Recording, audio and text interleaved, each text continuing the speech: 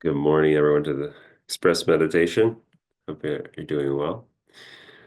Um, I just received the question, what are we gonna do now? So uh, I've selected a book to follow for a series of meditations, and I'll hold it up. Maybe you can see it or not. I don't know. It's oh, it's gonna want to filter out. Anyway, um, it's called Meditations on the Path to Enlightenment. And the author is Geshe Acharya Thupten Lodin, a Geshe in Australia, and it was published in Australia. So if you really, really, really want the book, you don't need it for this. But if you really want the book, then you can get it, but it's expensive because it has to be shipped from Australia, so it becomes quickly expensive. So don't worry about it. Um, but it's a book that has been on my shelf for a while, and I've been thinking about opening, so I started to open it, and um, it is a very clear, concise, well, less concise is a little lengthy, but clear explanation of the path to enlightenment and meditation. So there's teachings in there. We won't go through the teachings. That's not what we'll do. We'll just do the meditations. And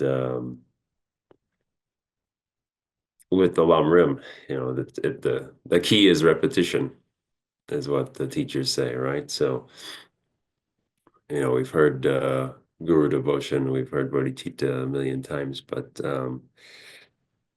it starts to penetrate, but it hasn't sunk in yet, at least for me. So, uh, let's keep chipping away at the stone. Um, so I think that's what we'll do, and I find it very inspiring and very good to hear it from a different angle. Every teacher has a different way of getting to us. So um, let's take uh, let's take what they're giving us. So um, what does that mean? So today in the book, at the beginning of the book, it kind of talks about meditation, how to prepare ourselves for meditation. So we're gonna actually meditate on um, meditate on preparing for meditation, reminding ourselves why do we do all these um, things, some of them rituals, some of them um, just getting ready. And the next week, I think we'll probably start with the spiritual teacher meditation. So just a bit of background. Too much talking. So let's begin our session and bring ourselves into this space, bring our mind inward, as our mind is always projected outward. Well, not always, but frequently. From the moment we wake up and our eyes open, we're just shooting out. And we need to bring those thoughts and that focus inward.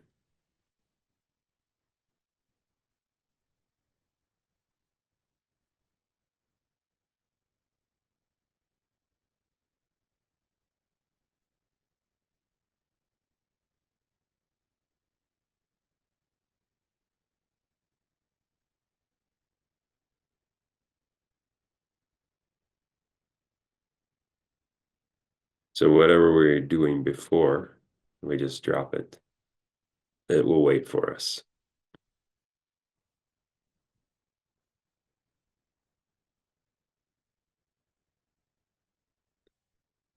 So now we just bring our mind to the present,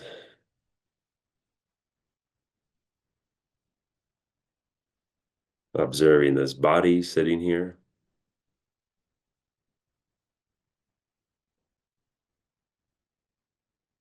feeling the sitting bones on the cushion, on the seat,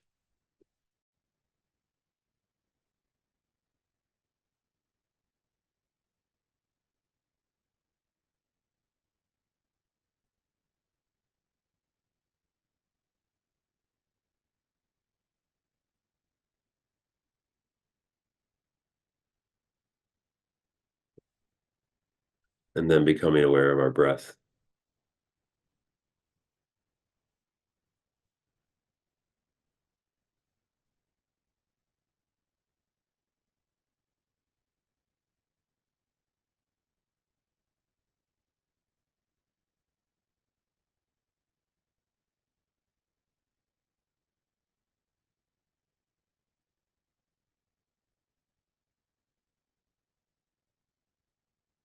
It's rising and falling of the breath.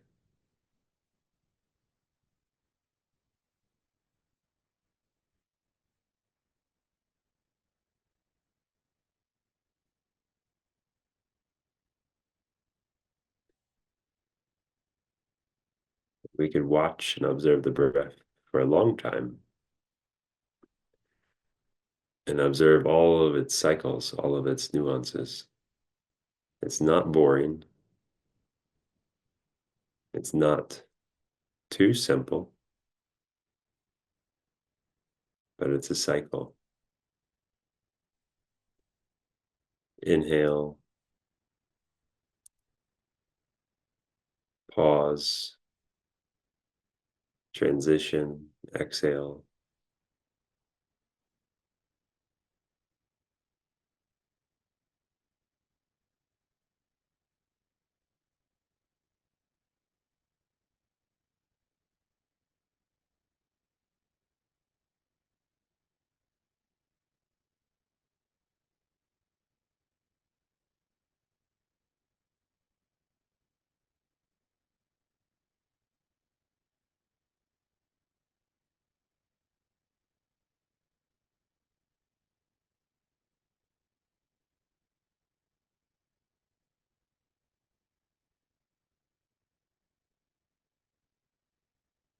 And with this observation of the breath, our mind becomes calm.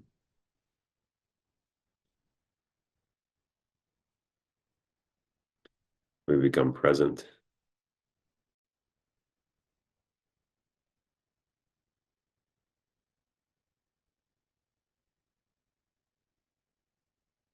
Our mind relaxes, our body relaxes.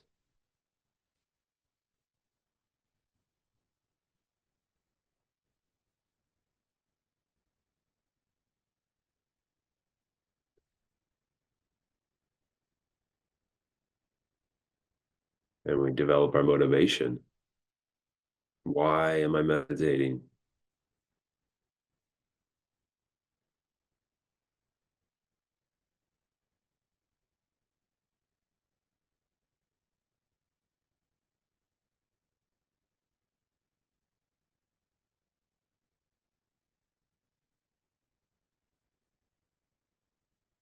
Because samsara, cyclic existence, is painful. There's upset, disappointment, injury, sickness, death,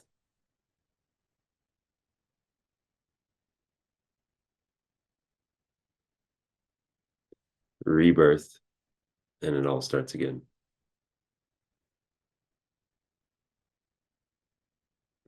And we're all in this together.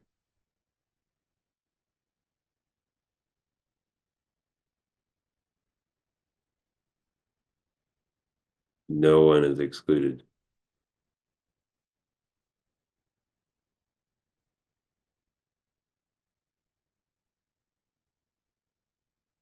So, for the sake of all sentient beings,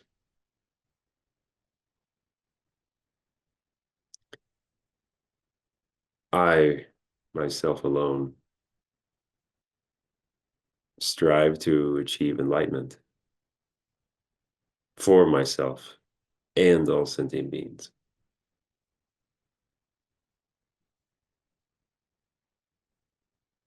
Only then can we break the cycle and be of benefit, to be of real benefit to all sentient beings.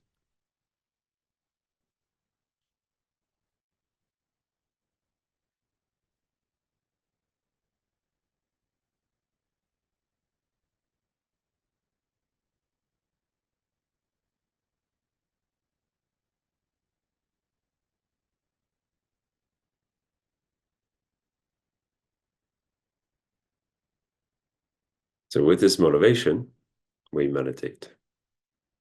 Meditating on how to meditate.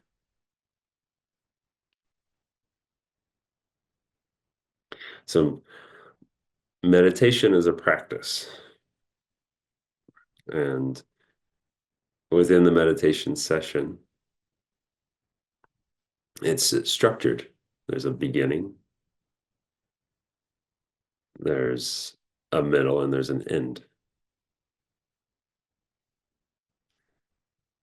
So at the beginning, we typically do the preparatory practices. And the intention of these is to generate the best possible conditions to work with our mind.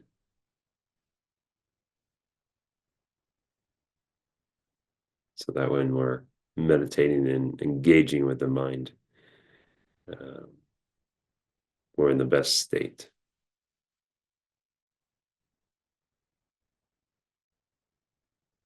So that positive state is the middle of the meditation.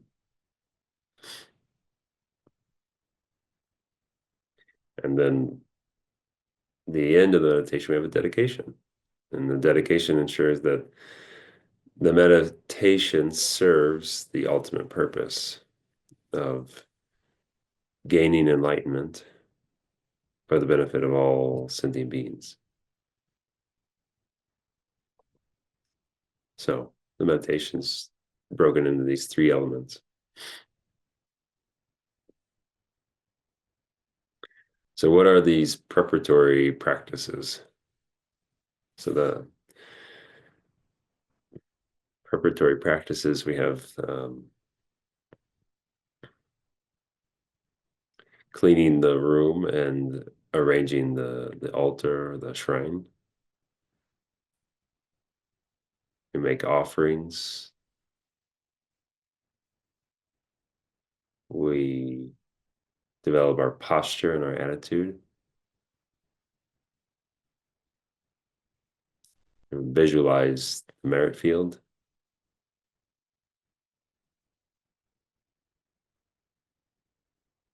Recite the seven limb prayer and make a mandala offering.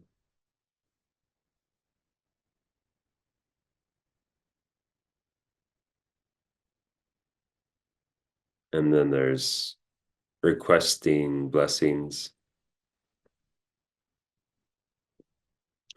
and to focus the mind um, with the Dharma.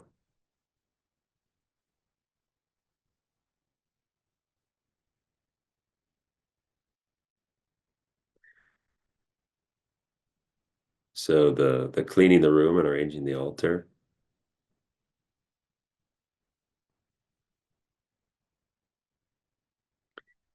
Um,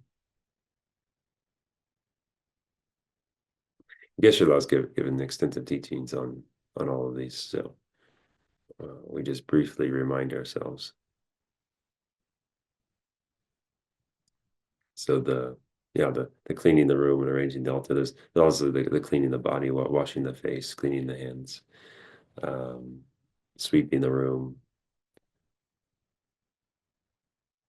making sure it's a clean, conducive environment for practice. It's just as the mind gets cluttered, the room gets cluttered. And with a clean, orderly room, then our mind becomes clean and orderly and conducive to practice.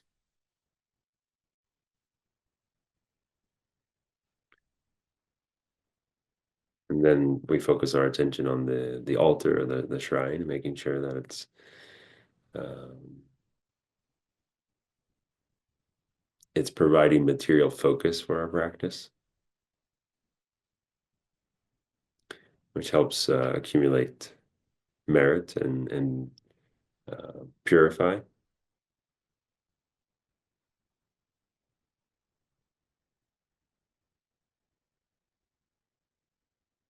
because at our current level, we're unable to perceive the form of the Buddha. So these material images of Buddhas, statues, um, um, stupas, offerings, etc.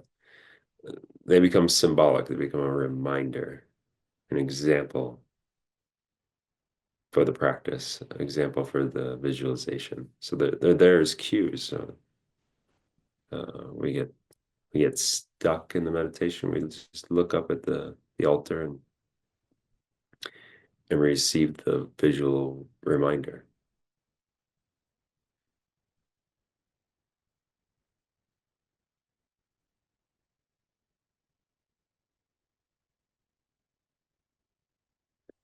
And then we make offerings. So do water bowl offerings, flower offerings, incense offering. And the offerings are also a method to accumulate merit.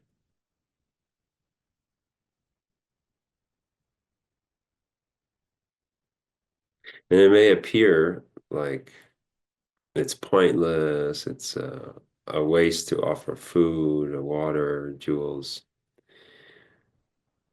to the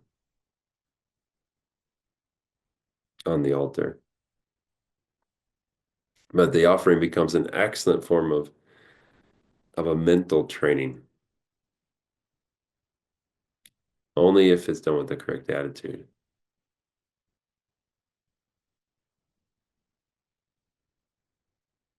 So we have to see this Buddha statue as symbolic of the actual Buddha, and the offerings are symbolic of uh, your mind of generosity,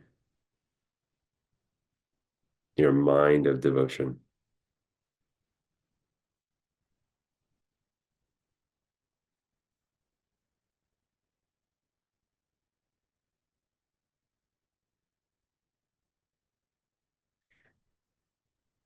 So it's said that if we make the offering with this pure mind, then the merit created is similar to making the offering to the actual Buddha.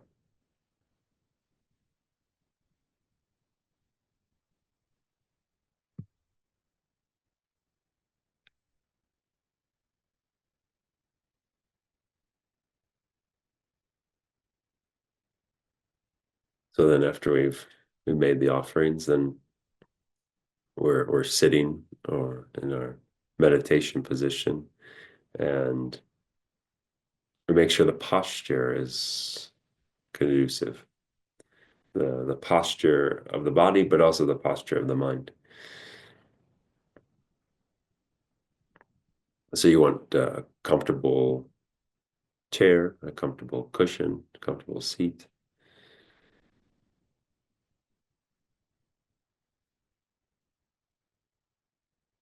Have the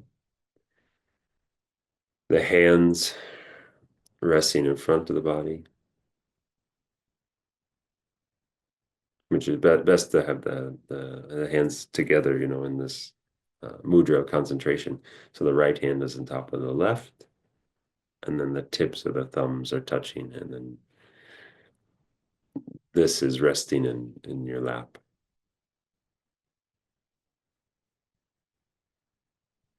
And if that's not comfortable, then you can place the palms of your hands on your knees.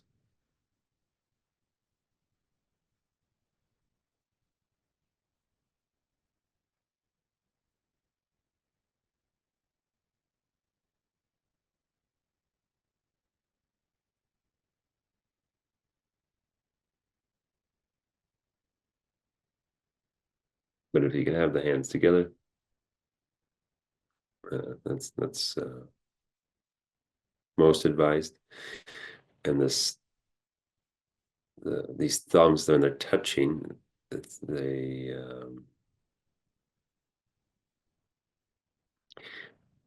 say this helps to avoid losing the energy of the body.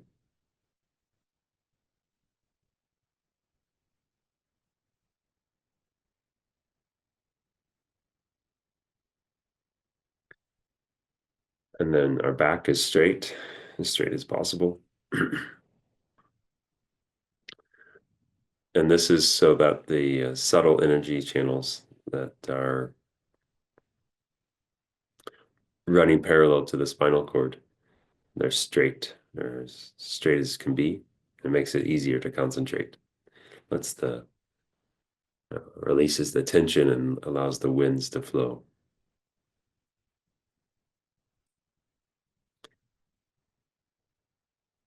And then we have the mouth, the jaw, and the tongue to be relaxed in a natural position. So the mouth shouldn't be open, but also not clamped shut. So it's just gently relaxed. And the tip of the tongue touching the back of the upper teeth.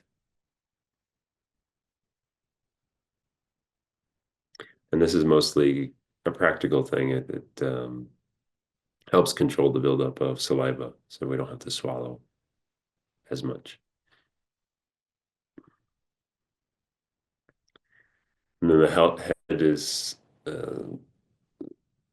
tilted slightly forward. Um, and if it's tilted too far forward, then you'll become sleepy. So you'll start noticing. So then maybe it's too far. If it's too far back, you become agitated. So you have to play with this balance to find your space. And then the eyes, they're half closed. Um,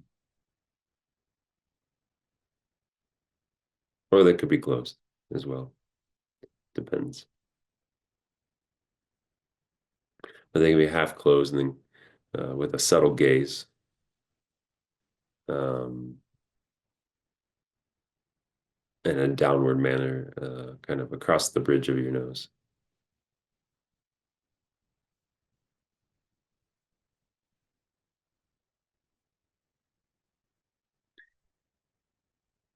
And then we have the shoulders where we tend to have a lot of tension.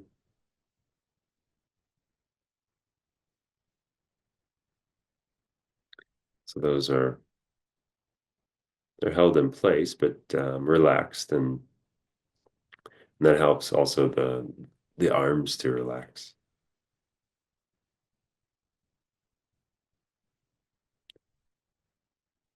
And the arms shouldn't be, hugging the body, but just have the elbows out a bit so that allows a little air to pass between the body, the torso, and the arms.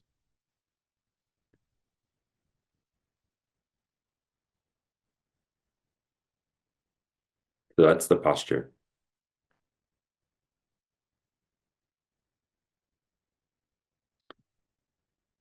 And then with that posture, we generate the the proper mental attitude. So now we have the physical attitude. Now we have the mental attitude.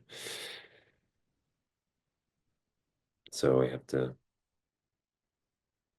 thoroughly analyze our motivation,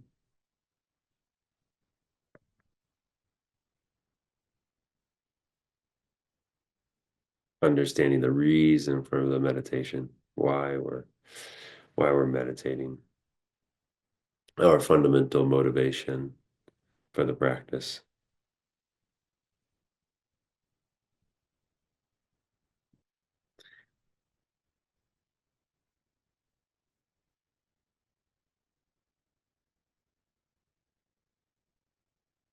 So for example, if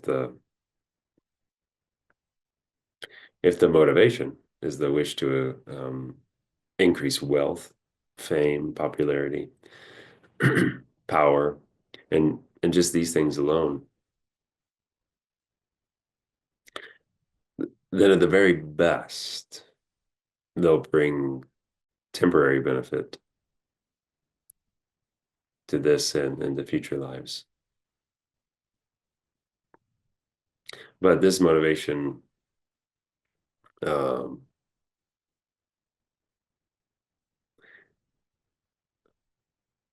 it doesn't have these everlasting benefits because all of these results are impermanent.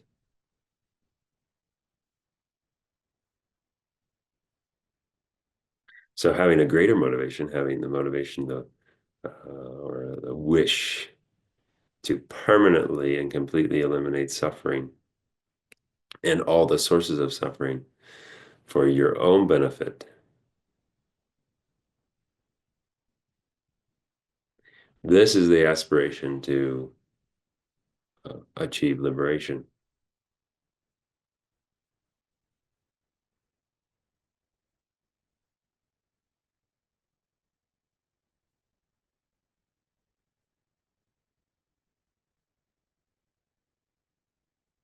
And then if you extend that motivation to include all beings,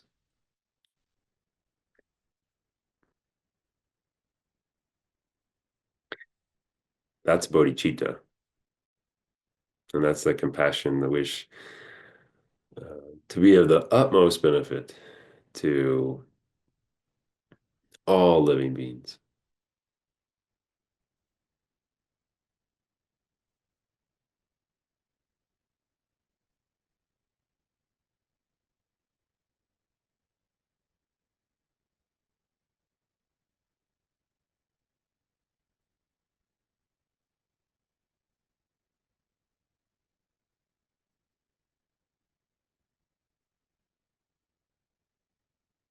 And then we visualize the merit field. We do a simple one, visualization of the Buddha, Bodhisattvas. And we always hold this image in our visualization during the meditation.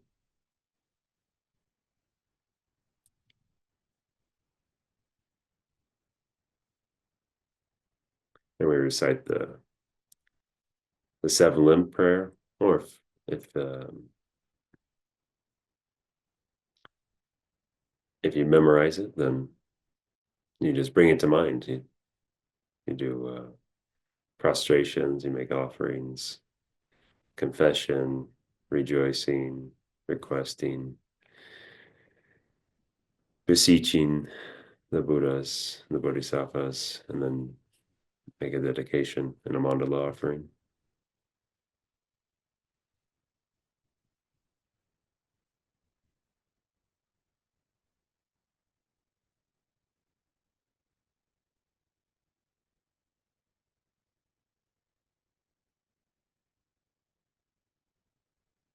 So we do all these intricate steps, and then we do the meditation. We meditate on Lamrim, meditate on concentration, whatever our object of the meditation session is.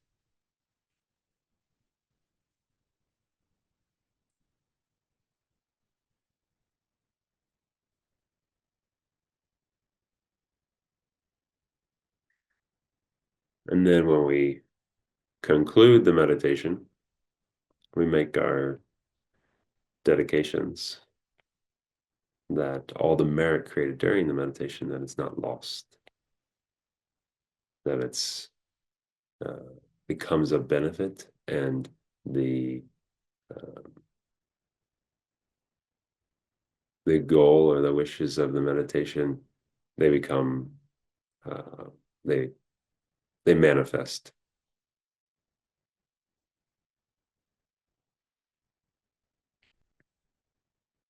And then the last thing is after the meditation to be able to recollect the meditation and remain in this mindful state of the meditation object for as long as possible, and don't allow yourself to become distracted And after every meditation session, to expand this state so it lasts a little longer until it becomes uh,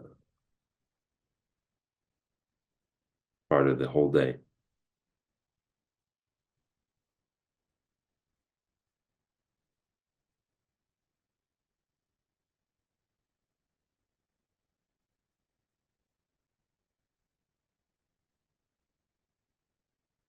So as having gone through this, we now dedicate all the merit that we created, contemplating the steps of meditation, how to set up our practice, how to um,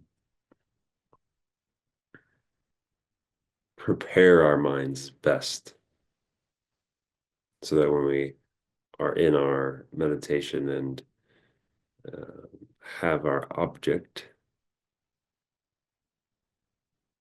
it is a worthwhile practice for the sake of all sentient beings.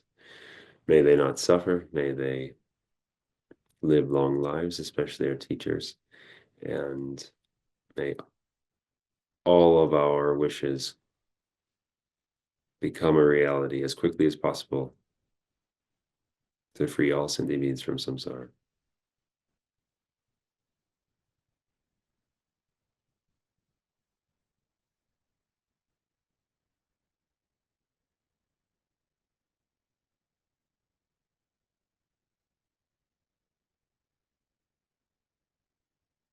Thank you, everyone.